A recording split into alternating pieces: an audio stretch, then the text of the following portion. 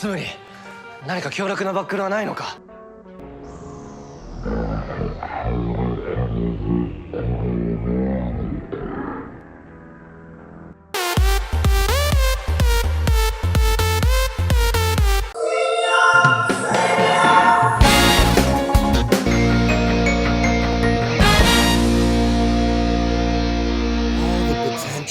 For this arc fell right down the drain this episode.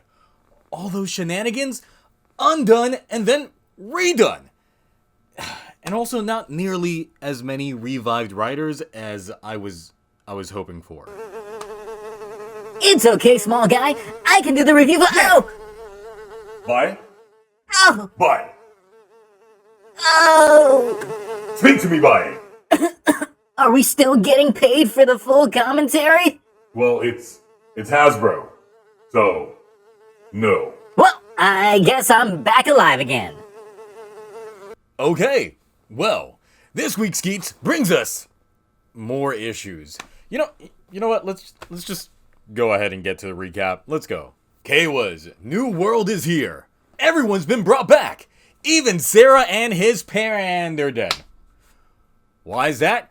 Because he brought everyone back, including evil writers. What I thought was going to be a gang of a bunch of other writers was really just a gang of one writer with a bunch of his human cronies. Oh, already? Well, we have Buffa and Geats getting ready to rev up like they just don't care. They are riding that hog. Though this thing can't fly, it just hides its... that's it? Still getting paid for the full time, right? Yup, because Jito decided that this world is going to get a bad end, and that's his entire thing. Keiwa doesn't like it though, since he just lost everything that he got back. Well, it's as Jito mentions, which is similar to what I mentioned way back in my episode 12 review. It's a giant can of worms wish. You not only get back all the good people that died during the DGP, but the bad ones too. And his family got done in by one of the bad ones. So, we gonna fix that wish? Nah, he's gotta go defeat Geats first. Even though Jito has Sumuri right there, he just could wish Ace away. But also, did he forget that Ace is also forever reincarnating? So if they kill him, he's just gonna come back. So why not just wish for him to not be able to reincarnate? But they're not though, so you know what? Old-fashioned way it is. Kekera even chimes on in that this world and these wishes cannot be all butterfly and rainbows. In order for someone to be happy, someone else has gotta be sad. This is legit like first character arc regressing Keiwa. You really should have known this by now. You've had time to grow. Anyway, we now join Ryder Hog as he frees from prison. And this guy knows that Time Daddy's got the big bucks. And he wants some. Until Neon conveniently shows on up with a fire hydrant. Time Daughter is here to ask Time Daddy to do what he should have done with all his money and power. Protect folks. What she doesn't understand is that capitalism doesn't work that way. And Kosei sure isn't in a position to do shit. But his imaginary daughter sure believes she's got the plot armor necessary to succeed. We now return to High and Low Gang Riders, already in progress. As Keiwa shows up for bacon, but gets the whole hog instead. Becoming top dog, everyone's wardrobe changes almost immediately. So now he's Geats' enemy number one, in the hopes of getting yet another wish just because he fucked up so badly this time. Azuma feels responsible for all this, so he's gonna go ahead and handle that raccoon. All this while gets flowers for his real daughter, but the fake one just won't quit. She's determined to get Time Daddy to feel love instead of loss in his heart for once, even if it takes recreating real daughter's capture. Purely by accident. That's right, ironically, Akari's captor was a previous DGP contestant, and with the power of misery. He's gonna cause some more to Kosei. But since Artificial Daughter laid the seeds of how great Ace is, it looks like he's got a plan. That's right, he's gonna go to Ace and ask for entry in the DGP. You know, the same thing Neon asked for a few episodes ago. But this time, Ace actually does it. And while we're on the same tangent about those buckles after Kawa asked for one, Ace goes ahead and makes a brand new one just for him. You know what? I'm gonna go shut my brain, and you got this, Blade. Here we are, the main event.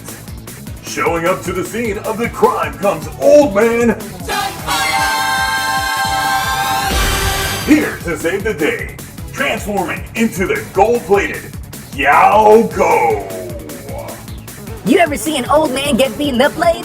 You ever see Rocky Balboa? Yeah, but imagine that he did no training montage. Oh, you're right, because as fire as this suit is, Yao-Go just can't hold his own. Knees busted, pulled off the best ShamWow impression I've ever seen. It's not all failures, though. He gets one good hit in, powered by a CG attack. Yeah, but Beroba's gonna Beroba, and she uses her AARP card to shoot Old Daddy on fire right in the face. Oh, there's the electricity. It looks like Gekira wants in as well. Well, not if Ace has anything to say about that. Blocks the Toad before shooting his weapon out of the way. He's got a tongue that I'm all too familiar with, though, and uses it to fire at Ace.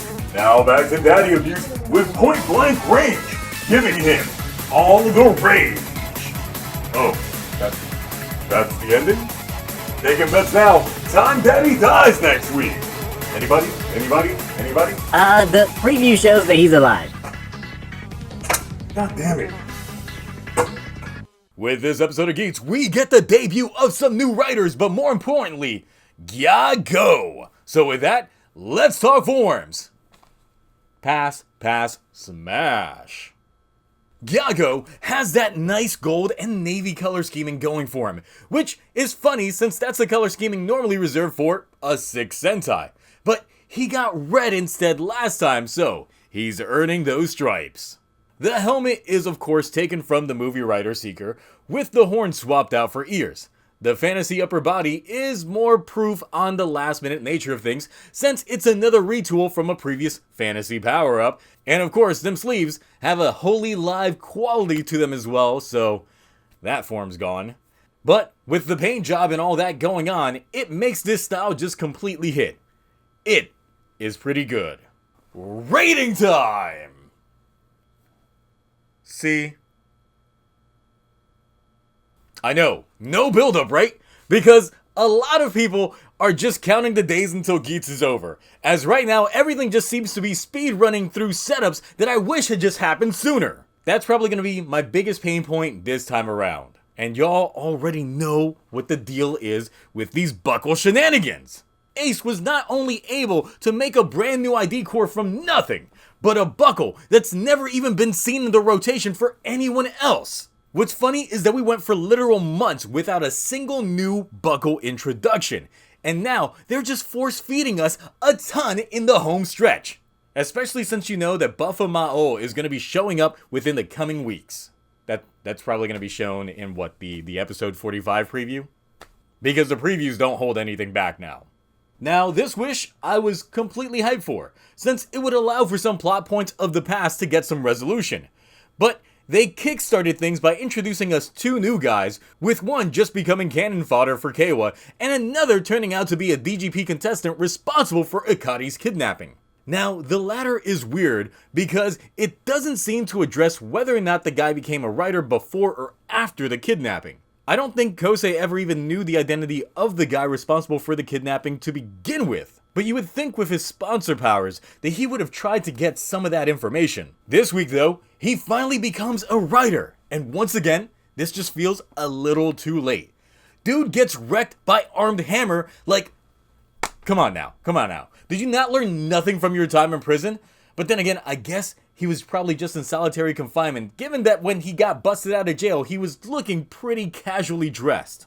The fantasy buckle supposedly is a buckle that works off of one's personal desires, and the stronger that is, the more powerful it becomes.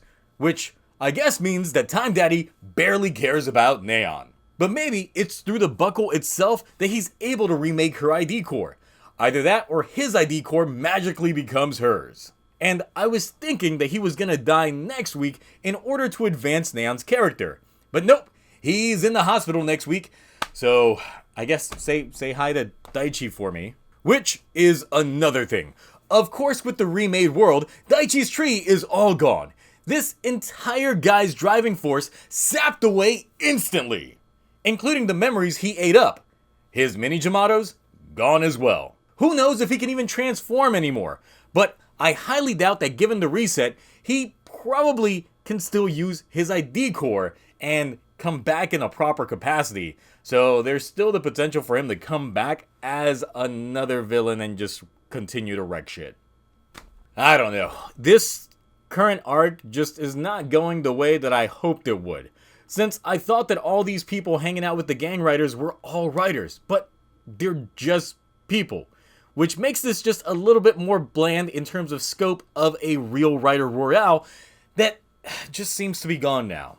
This wish also ends up giving me some MCU post-Endgame vibes, where we wished for all the former DGP casualties to be revived, and that's a lot of people over the course of years being brought back as if they never died. That's legit world-changing on a larger scope than anything done in this show before. And sure, it showed us the change in landscape literally, but it was far too underwhelming to properly feel effective. Neon was the focus this week, and although she's accepted a lot in herself and brings meaning to her parents, I will say that the acting from Kosei and his wife continue to be top notch, and Neon was pretty good in this as well.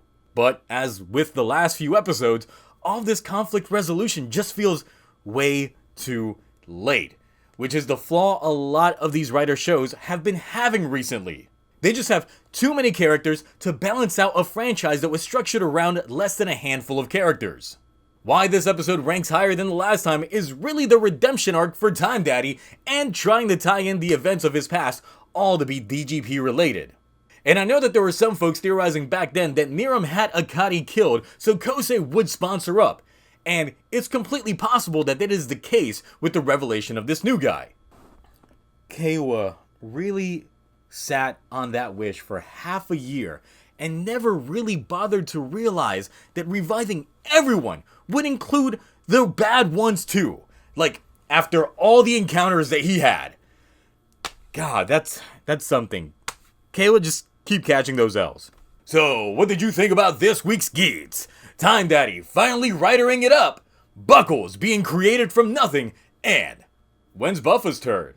Anyway, that's it for me. We'll see if the next Geats brings the heat, and I will see you all next time.